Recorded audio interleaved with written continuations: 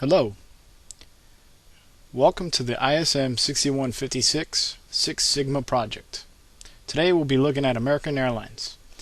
This is brought to you by the other half of the Green Team, Juan Barajas, Gregory Diaz, Luciano Midori. Now let us begin by taking a trip.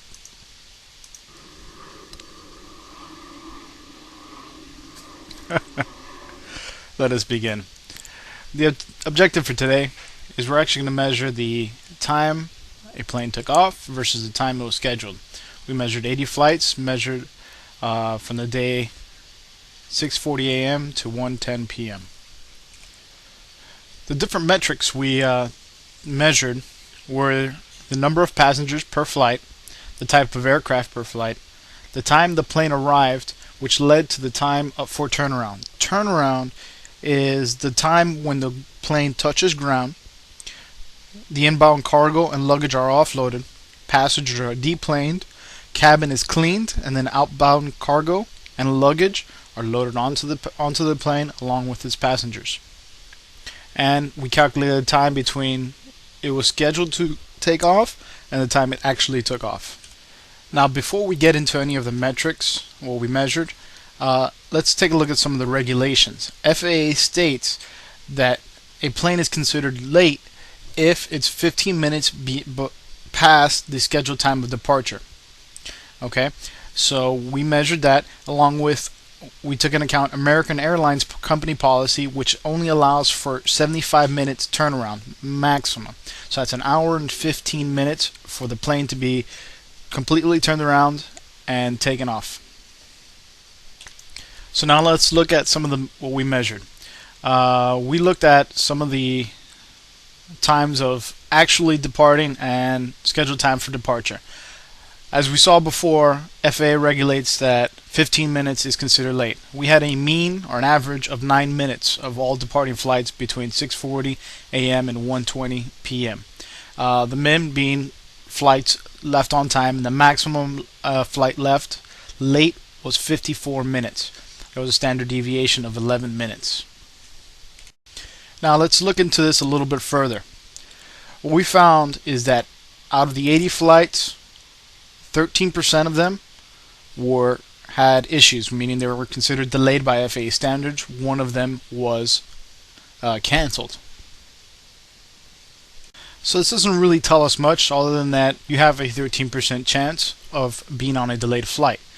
So that's 1 or 13 out of every 100 flights. Now let's look a little further into the type of aircraft that we saw. On average, you saw the 737 had about a 10.5 minute turnaround. 757s had a pretty fast turnaround. 767s had the on average highest turnaround, and 777s and the A300s are our wide body planes, and they had pretty even turnarounds to the 737. So as based on the airplane, you can see that all these planes right now are on average considered leaving on time by the FAA. They do not pass 15 minutes. But now let's take a look at it based on passengers.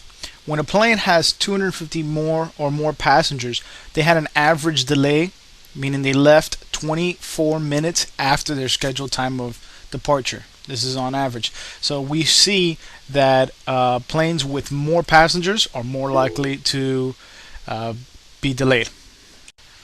One of the other measurements we took was the time of day. So we wanted to see what time of day was having the higher terms of delays. So as you can see, during the middle of the day, about from 9 to 11, we have a pretty high average delay between scheduled and actual. The biggest coming between 10 and 11. So if you're going to schedule a flight, either do it after 11 o'clock, as you can see the time kind of drops off, or before 8 in the morning. And in terms of breakdown, we just want to go ahead and turn down percentages that the planes with issues that were determined late, meaning beyond 15 minutes by FAA regulations. As we can see, 60% happened between 10 and 11. This is 10:30 and 11 This is 10 and 10:30. So the majority is between 10 and 11 that have delayed. So in conclusion, what we saw were flights that had greater than 250 passengers were more likely to be delayed, as well as flights that were scheduled to depart between 10 a.m. and 11 a.m. Were also more likely to be delayed. Again, this is the other half of the green team: Juan Barajas, Gregory Diaz, and Luciano Madero. Thank you very much.